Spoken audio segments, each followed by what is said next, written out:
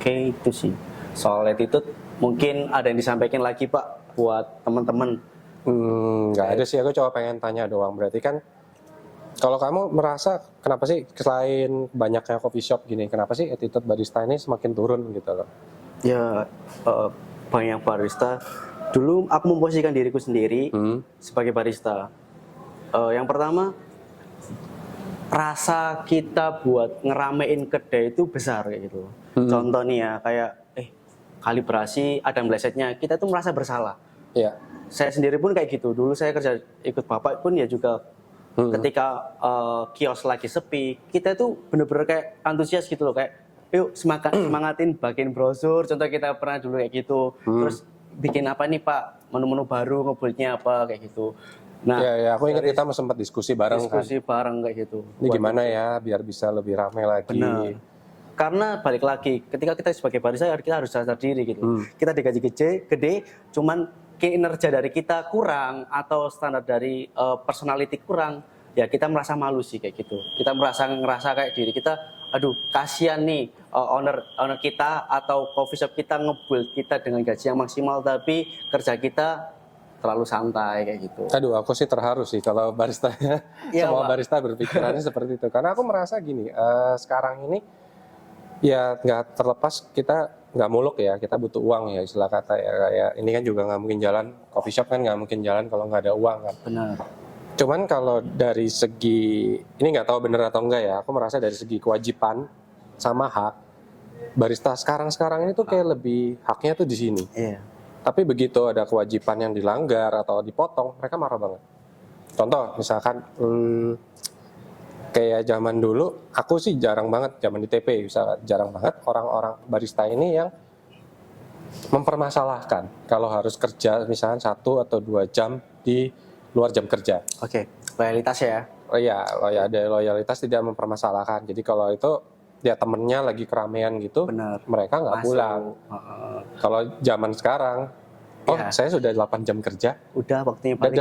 Dari temennya lagi istilah kata lagi chaos gitu, ditinggal gitu. Nah, tapi begitu dimintain istilah kata, ayo dong kamu ini bantuin gitu, pecah lemburan. Nah, itu balik lagi sih, mungkin jiwa kepemilikan ya Pak ya. Jadi di dunia F&B itu jiwa kepemilikan itu harus stabil sama experience. Jadi finansial sama experience harus stabil kayak gitu. Betul. Jadi di mana kamu di dunia F&B itu loyalitas itu jangan takut, karena loyalitas itu bakal kamu temuin di dunia F&B.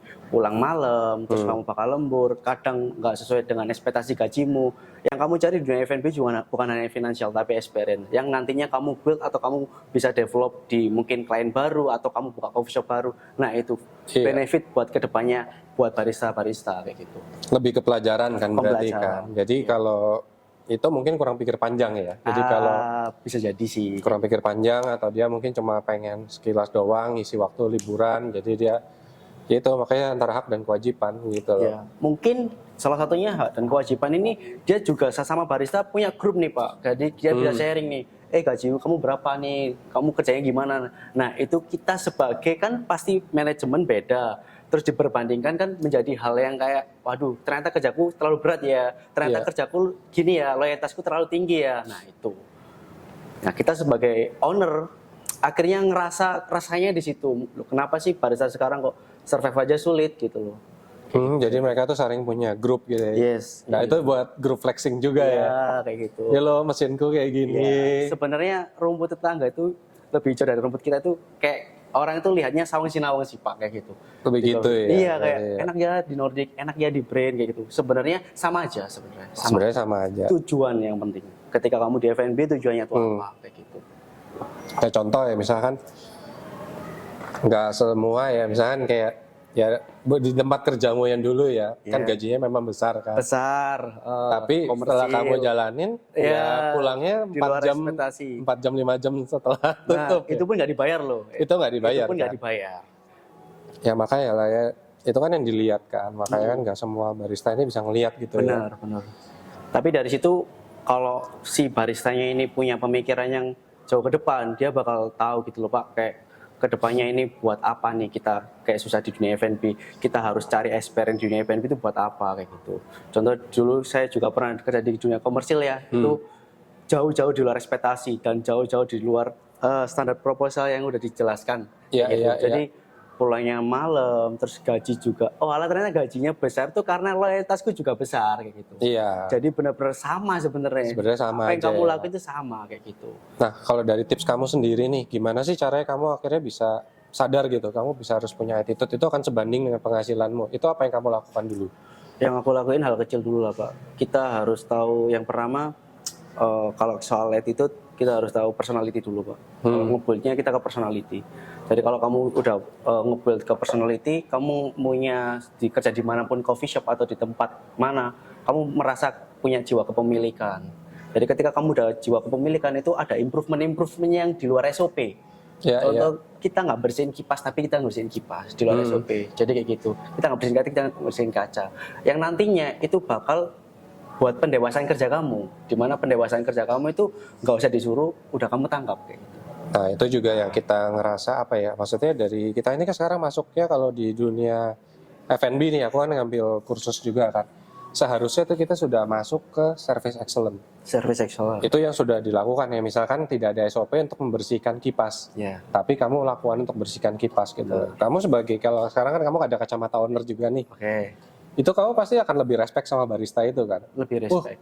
Barista ini ternyata melakukan di luar SOP. Benar. Kayak saya pernah dapet tuh, dia bikin akhirnya format laporannya buat stok-stokan. Oke. Dikategoriin sama dia. Kategoriin. Jadi dijas lagi ya. Ya, itu kejadian di Ciputra World. Oke. Aku lihat ini kok berubah tapi lebih enak gitu Lebih loh. enak. Ya salahnya nggak confirm ke aku sih. Oke. Oh ya kok menurut kita ini lebih oke, jadi Oke, lebih oke, gampang oke. tracknya gitu. Itu kan berarti dia melakukan sesuatu yang ide-idenya tuh yang di luar kata servis ya. Ya. Masalahnya ya sekarang ini ya misalkan kayak, aku setuju sih kayak dari hal-hal kecil aja ya. Kayak Hal-hal contoh kebersihan coffee shop. Kebersihan coffee shop. Jangan sampai ownernya sadar dulu nih. Ya. Selalu jangan sampai owner sadar dulu. Contoh kayak lampu gantung, Ya. debuan. Benar. Terus ya dari kalibrasi. Benar. Terus jangan sampai pas bersih deep cleaning tiba-tiba gelas pecah, diumpetin. Diumpetin.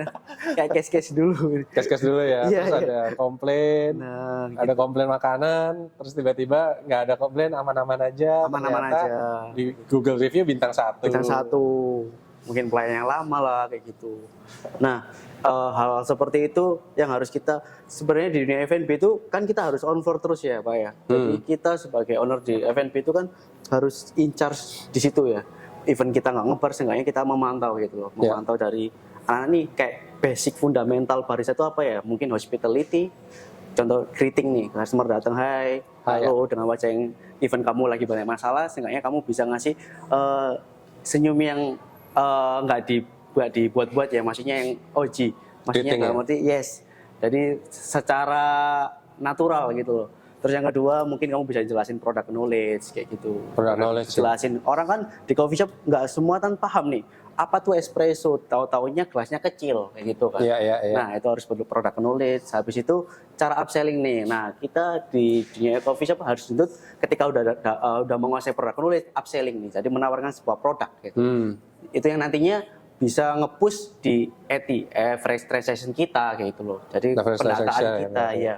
Untuk ngebolnya di sana ya kita harus upselling. Mungkin ketika nongkrong 5 orang 2 minuman kan juga nggak bisa kan. Harus kita upselling. Contoh nih makanannya nih barangkali nambah minumannya kayak gitu. Jadi kayak gitu sih upselling. Habis itu ketika mungkin kamu bisa keliling ketika senggang gitu nanyain produk kayak gimana nih, ada terkait masukan atau saran nih ya, masih kita. Susah itu ditanya how-nya itu sih. Nah itu Pak gimana rasanya ya. Menurutku yang paling susah ini untuk ditanamin itu adalah salam ya. Salam. Ayo salam customer ya. Itu kembang kempis kadang-kadang ya. Masih malu, masih canggung kayak gitu.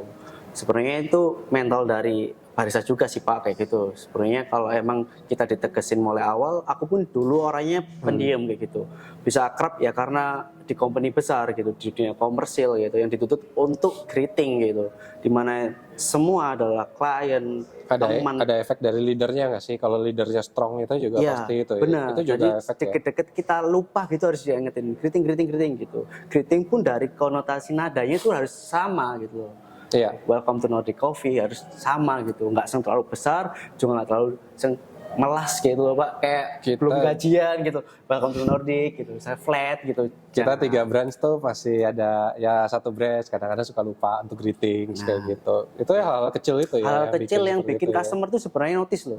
Kenapa kita di Google Review itu orang itu nggak bisa ditanyain gimana produknya, orang bakal kasih mungkin kayak masukannya itu ketika dia experience-nya di Nordic ini ya, wih pelayanannya bagus, terus produknya oke, aku di sana meskipun sendiri ngerasa ada temennya gitu.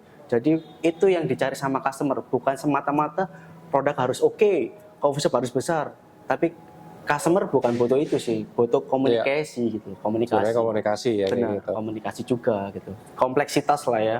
Dari greeting, product knowledge, terus cara upselling kita nge-build produknya. Kita kan di sini jualan nih ya, harus tahu nih produknya, nggak ditanyain, ini apa nih Mas? Contoh ya, ini Nutella Frappuccino-nya apa nih Mas? Nutella, jadi bingung. Ya, jadi produk penulisnya harus dimaksimalin lagi. Sama create out, mungkin ketika customer mau balik, see you next time ya, next time balik-balik lagi. Itu pasti customer balik sih kayak gitu. Jadi ngerasa nyaman lah kayak gitu. Ini pertanyaan terakhir nih, kamu pernah dapat barista ajaib gak?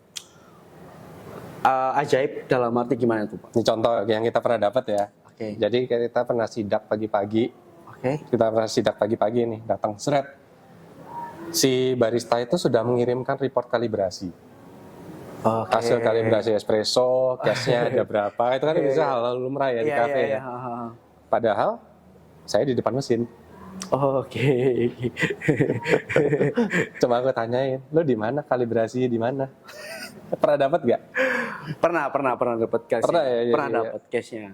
Ya kayak gitu-gitu ya, kadang-kadang saya juga bingung ya, ngapain kamu nutupin bohong tuh ya telat aja gitu loh. Walaupun memang telat, kalau kita telat dipotong pasti. Tapi ya ngapain gitu loh. Nah itu mungkin dia kaget setengah mati sih waktu datang sih. Soalnya ke foto itu, lo kalibrasi dari mana, mesin aja belum nyala, helper masih kosong. Aduh. Ajaib ya itu namanya. Ya itu namanya barista ajaib. Belum nyalain mesin udah ada kalibrasinya. Iya udah ada kalibrasi, udah ada report case. Lah itu menangannya Pak Kris gimana tuh ketika dapat case yang seperti itu tadi? Ya kalau itu sih udah masuk kategori parah banget ya. Parah banget ya. Udah masuk kategori parah banget, yang pasti kita waktu itu udah SP1 waktu itu. Kejadian udah SP1, terus aku bilang ya malu-maluin, aku bilang ya orangnya juga udah minta maaf juga. Moga-moga nggak diulangin lagi kayaknya. Oke.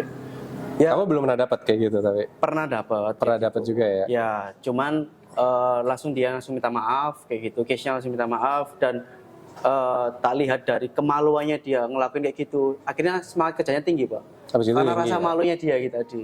Tak bilangin kamu kalau di dunia F&B kalau setengah-setengah mending jangan deh. Banyak kok tempat kerja lain yang kamu dapat ngebuildnya salary-nya lebih besar tuh banyak kok, tapi nggak di dunia F&B ya, pengecualian kayak itu. Karena di dunia F&B itu range harga buat finansial tuh segitu-gitu aja. Yang perlu kamu build di sini adalah yaitu experience yang nantinya kamu bakal buat kedai sendiri, even sama keluargamu kayak gitu atau klienmu kayak gitu. Oke guys, jadi kita dapat key point penting nih, berarti itu attitude itu penting banget ya. Soalnya saya kemarin itu ke Festival Kopi Indonesia ya. Itu ada juara dunia Anthony Douglas. Dia bersihin mesin sendiri. Padahal dia nge-pull espresso, istilah kata dia sudah superstar kan. Dia bersihin mesin dan dia ngelap sampai lemarinya sampai ke ujung-ujungnya. Karena itu kebiasaan selama dia di bar. Betul. Yes. Kalau barista kita banyakan, apalagi yang cewek, ih mas bersihin grease trap aja, ih mas geli gitu. Enggak bisa. Saya pernah waktu interview dia, yang menarik lagi ya, itu satu terakhir nih. Yes. Saya pernah waktu interview ya. Oh di coffee shop ini saya nggak nyuci loh, sudah ada orang dishwashernya sendiri. Pernah nggak dapat kayak gitu nggak? Selama ini belum pernah. Belum pernah. Aku pernah dapat sekali waktu job interview pernah dapat. Oh di coffee shop ini saya nggak nyuci loh, cuma bikin kopi doang dicuciin. Yang nyuci ownernya akhirnya. Enggak, ya ada memang bagian nyuciin. Oke. Itu akhirnya ya sudah kamu kesana aja. Nah itu Pak, kasih opsionalnya kalau emang dia patternnya sana ya udah dipersilakan tuh ke sana. Karena standar di F&B itu bersih cleanliness kayak gitu. Cleanliness, terus attitude, hospitality, communication gitu. Jadi buat kalian barista-barista ini, kita bukan mau jelekin profesinya kalian ya, tapi kita merasa kok makin lama makin berkurang gitu loh. Maksudnya kayak bukan berkurang ya, apa istilah kata ya, Menurun lah ya menurun kualitasnya. kualitas. Apalagi setelah pandemi kan gitu. Kalau kalian punya role model bisa ditiru tadi ya, Yes, poin-poinnya. role Terus kalau punya attitude itu bisa diasah dari Hal kecil. hal-hal kecil. Kayak gelas pecah, jujur aja ngaku gitu. Benar. Terus apalagi ya paling kayak kalau bisa ya nanti finansial akan ngikut ya. Kalau misalkan skillmu bertambah, terus kamu kalau bisa sudah masuk ke area service excellence, yaitu yang ngelakuin di luar SOP. Tapi jangan sampai SOP jadi lalai juga, kayak kebersihan kafe kecil-kecil. Oke guys, kayaknya mungkin kita bakal sering-sering bikin konten kayak gini ya, karena dapat banyak ilham juga. Kalau saya pribadi sih belum nyantumin tuh 30 hari kerja, tapi setelah dapat 2-3 yang mempermasalahkan dari kontrak, kayaknya mungkin kita akan memperbaiki itu. Memperbaiki Gitu. SOP juga. Thank you banget Mas Ziki buat Thank you. waktunya. Siap, makasih atas Maksudnya, waktunya. Sukses buat Nordic Sukses Cloud. juga buat Bre. Oke, thank you. Dadah.